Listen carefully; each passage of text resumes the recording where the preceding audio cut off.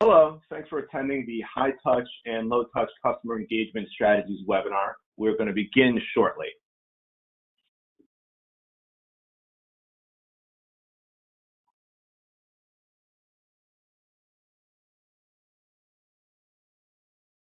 My name is Brian Hoffman, and I'm an account executive here at ChurnZero. My previous company, Fishbowl, another DC area SaaS company, implemented ChurnZero while I was there. And I saw firsthand how much our customer success team loved it, and also how the customer experience improved, which is ultimately what brought me here to ChurnZero. And today we're going to talk about plays, which is a critical part of the platform that our clients leverage to drive retention and upsells. You're going to walk away with an understanding of what plays are and how our clients use plays in ChurnZero, strategies you can use to make automation impactful for managing low-touch customers, and also workflows your CSMs can leverage to better engage with high-touch key accounts.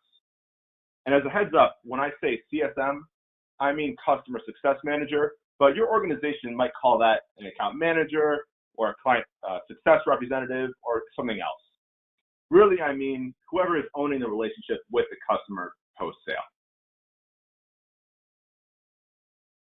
The agenda for today is first we're going to talk through what plays are and how to build them out, and then dive into specific use cases for high and low touch customers. Up here is our Merriam-Webster definition. Put more simply, plays are your predefined responses for when important things happen. Here are some basic examples, like if you have a new customer, running a play to get them up and running, or if a customer becomes dormant and hasn't logged in a long time, triggering a play to try and re-engage them. These are basic, but these can be as broad or as specific as you want. For example, you could have a play triggered to all admin level users at accounts with an NPS of greater than 50 and have submitted 7 support tickets in the last 2 weeks. And really, that all depends on the complexity of your customer base and your organization, and also what you're looking to accomplish with a given play. The point of plays is to improve the customer experience and to not miss out on easy opportunities. Like personally, I get crazy FOMO, fear of missing out. Before all of the shelter-in-place things happened, like the Wednesday before, my friends had a big happy hour, and I was on the fence about whether I wanted to go. I ultimately decided to bum it and just crash on the couch instead. And I'm still kicking myself, and they're still talking about how I missed out on like our last night out. And within ChurnZero, plays are going to mitigate preventable churn from what could have been savable customers, prevent missing easy expansion opportunities from thriving and engaged accounts that you didn't reach out to, and also avoid CSMs wasting time on menial things and instead empowering them to focus where their effort, skills, and expertise and relationship with their customers can make the biggest impact.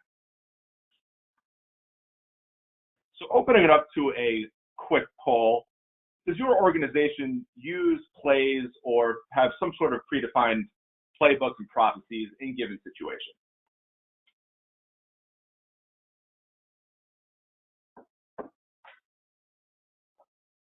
And I'll leave this up for a second to help get some more answers in. Looks like we're getting a good amount of responses.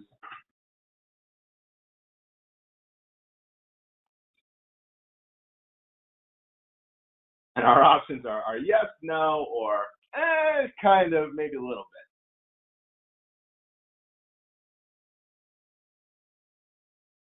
All right, and we have the results. So, all right, so around a quarter of us are using plays, which is great. Have a small subsection of around 16% that aren't, and then a lot in that middle kind of range. So for those of you that are, that's fantastic. And for those of you in the no and somewhat categories, I'm happy to give you some additional walkaways, and we're going to talk through some specific use cases in our webinar today. In terms of plays, they trigger 3 main actions. So the first is automating email communication to your customers. And typically that either is like a branded email from your company or looks like it's coming directly from the CSM. You can also trigger in-app messaging inside of your SaaS application. So when users log in or are already inside of your tool, you can engage with them while they're inside of the application. And in-app messaging is really powerful because unlike emails, which might go to spam or people might be getting flooded with, they can't be ignored. If someone's logged into your tool, they're going to see the in-app message. And then lastly, you can also assign tasks internally for CSMs or other internal users to do something, like call a customer or fill out an internal worksheet.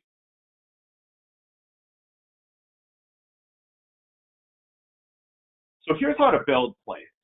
There's 3 parts. The first is determine who is the play targeting, which is the entry criteria. So if the play is designed to re-engage dormant customers, the entry criteria would be identifying all of your users or accounts that are dormant and haven't logged in a certain period of time. Next, you want to map out the play steps. So what is the combo of emails, in-app messages that you want to send out to customers, and also what tasks you want to assign internally. And then lastly, define the goals of the play so that we stop it at the right time. What needs to happen for someone to be removed from a play? As an example, if we're trying to run a play to re-engage dormant customers that haven't logged in, an example of great exit criteria would be customer logs back in. And let's say we have a 4-step play, but they log in after the first email. That's going to ensure that you're not sending them any additional irrelevant messaging. And then, of course, it's vital to see how effective your plays are so that you're able to scale what is working really well and also iterate on what isn't. And you can see how impactful each play has been and also track how successful each individual step has been and how they have performed.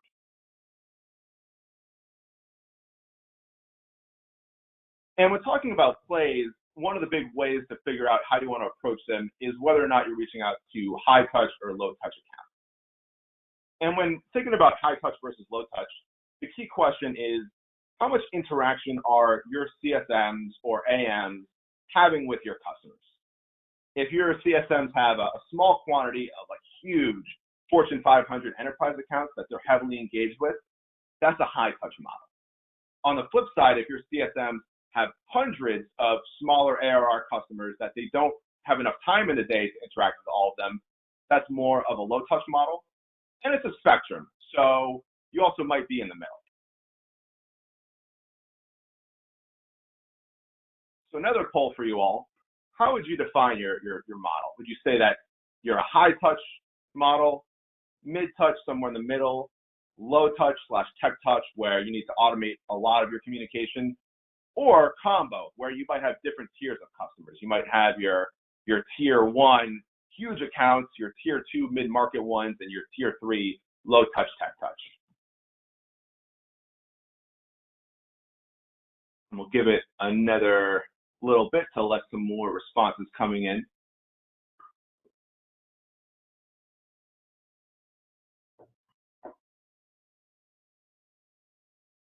All right, and we have a good mix across the board. So a quarter of us have a high-touch model. We also have a good chunk doing mid-touch, not as many that are pure low-touch. And then we also have more than half of us that have a combination of all 3. And so today, I'm going to make sure you walk away with use cases for all the above. Let's start with low-touch. So going through some specific use cases in low-touch, the theme that you're going to see with low-touch plays is that you want to automate what you can and then escalate it to CSMs. So imagine in your platform that there's feature X, and that the customers that use feature X have a much better experience and renew at a much higher rate. And the customers that don't have a much higher likelihood of churning. What we want to do is trigger a play to encourage users not using feature X to leverage that functionality so that they're getting more value from your solution. And so here's kind of a model that you can run within a play. Let's start step 1, send an in-app message to customers that aren't using that feature. And we can include a video to make it really engaging, or a GIF, or a knowledge-based link that educates them on how to use feature X and why it's important. Let's say after a couple days, that doesn't work, that user or customer doesn't try out that feature. Now let's try like a branded, playful email that has sort of marketing branding in there. And we'd recommend messaging-wise that you include a case study, a customer success story, or some example of how other people are using that feature really well, to use social proof to bolster the case of why they should be using that. And if that doesn't work, now let's try an email that looks like it's coming directly from a CSM. So the CSM isn't actually sending out this email because it's going to be fully automated, but from the customer's point of view, it looks like it's coming directly from the CSM.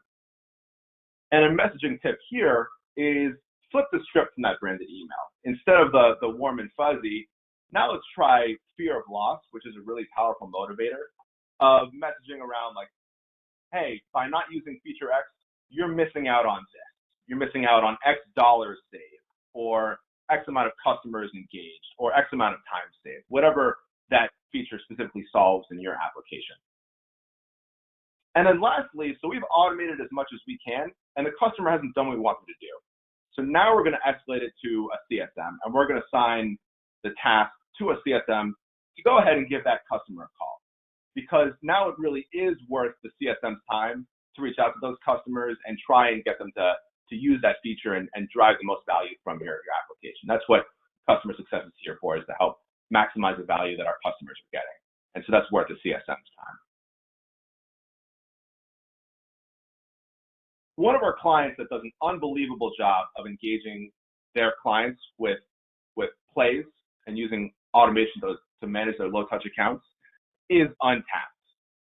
Untapped helps restaurants, pubs, and breweries with marketing by enabling their guests to check in, rate, and track what beers they've been drinking there. And Untapped uses plays throughout the entire life cycle, including the onboarding process.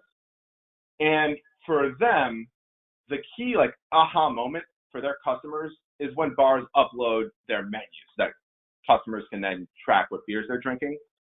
And it's very clear for them that customers that do that early on have a much better experience.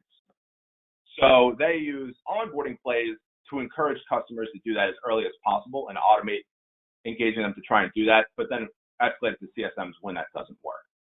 And using plays and low-touch automation, they're able to manage a customer base of over 15,000 SMBs with a team of just 8 CSMs. And then one more low-touch use case before diving into mid-touch and high-touch is expansion. So imagine that you're a platform that has multiple paid modules.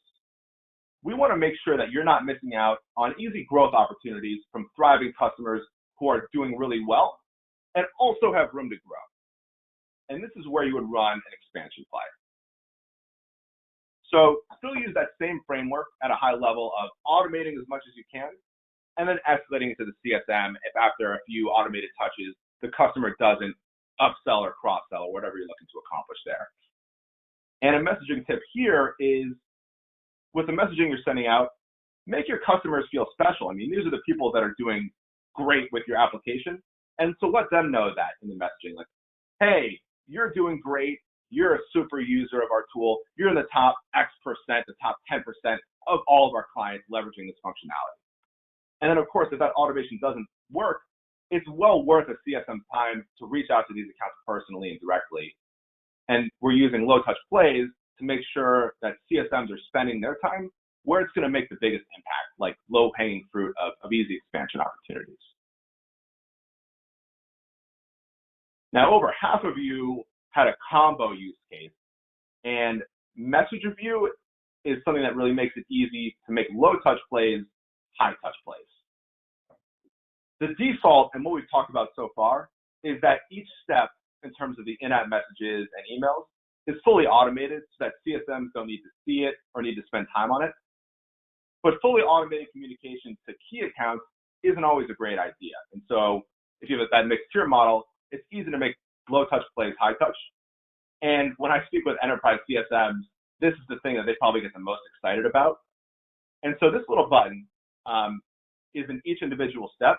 And when you toggle review required on, and the default is that it's off, but when you turn review required on, the message is now going to be partially automated and act as a template for CSMs, where when they log in the morning, they can see, like if I'm an enterprise CSM, I log in, I see how many messages I have for review.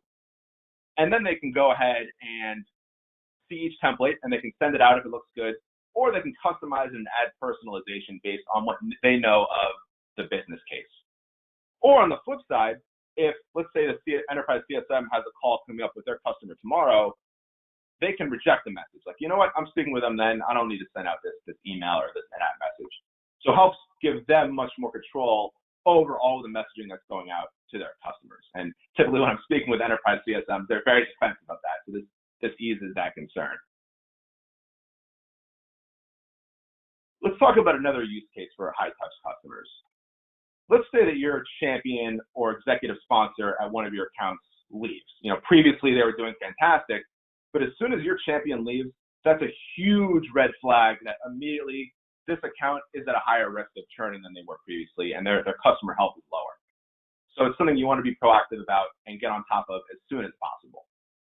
So here's a play you can run. As soon as that happens, assign the CSM a task. And we want them to accomplish a few things. We first want them to confirm that the champion has left and also identify who the new champion or executive sponsor is going to be. And then here's where you can be creative. Something that, giving you a peek under the hood, that we do at ChurnZero is if we identify this, we send our new champion a package with a bunch of ChurnZero swag. So that's what this up here is, like a Churn Monster card. We have really cool branded collateral around like the Churn Monsters that are fun and playful. So even if like a VP of customer success doesn't want it, usually their kids like it. So that's what we do. But let's say, so if you have any really good corporate swag, we'd recommend you send that to your new champion. If not, send a gift basket, but send them something physical that's going to get them excited about working with you and that generates goodwill. And then also on that first day, let's trigger an email. Now we want message review on because we want the CSM to customize it more. But if you're a VP of customer success, you can give them a template that has best practices messaging built in on what you want to send that new champion, and then let the CSM fill in some of the blanks with what they know about the business case and put in any specific successes that the company has had working with you and the use case. After a couple days, we don't connect with that new champion, because again, this is a huge problem. Let's go ahead and assign the CSM a task to reach out to that new champion directly. So try any channel you can. Try giving them a phone call directly, or maybe even send them a message on LinkedIn. And then if it's been a week and we haven't connected with that new champion, or maybe even sooner, we want to escalate this. So now let's escalate it to like the VP of customer success or the manager, someone with a higher title, and see if them reaching out directly can spur that new champion to action and spur them to put you on their calendar.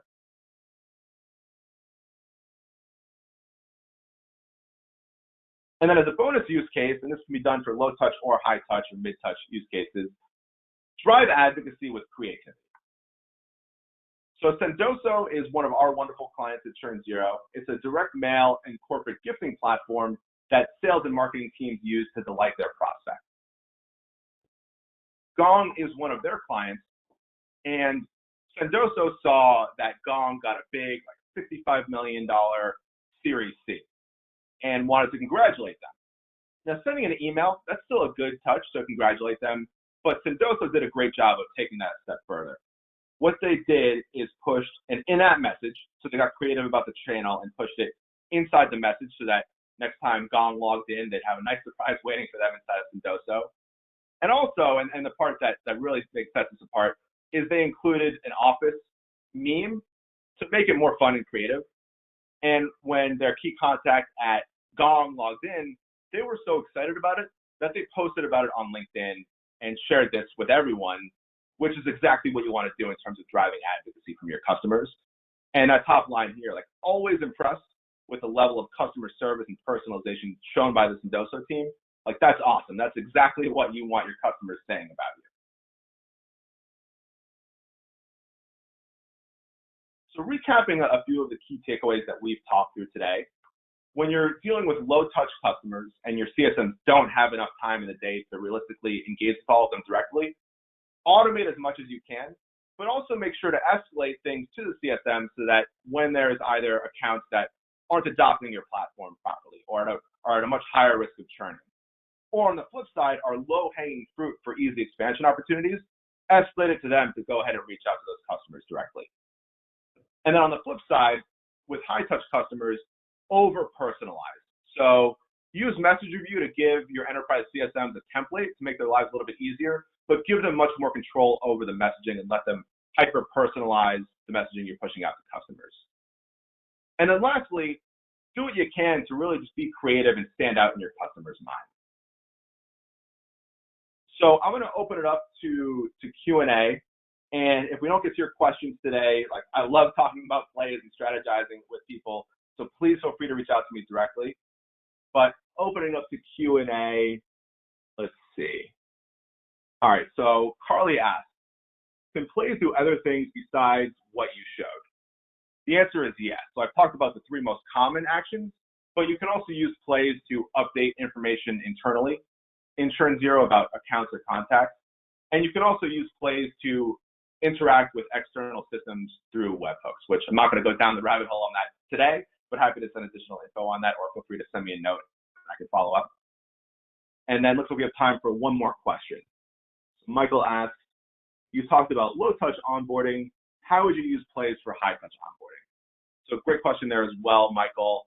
And the short answer is plays might be a part of a high-touch onboarding, but there's actually a different piece of functionality in ChurnZero called journeys, where you map out the customer lifecycle and different parts of that, like the onboarding process, which is what our high-touch clients use to manage the onboarding process. So we're at that 21-minute mark, so a little bit over. So need to call it here, but thank you all again so much for joining today. And again, please feel free to reach out directly if you have any questions about anything that we've talked through so far. And hope you'll have a great rest of your day. Take care, everyone.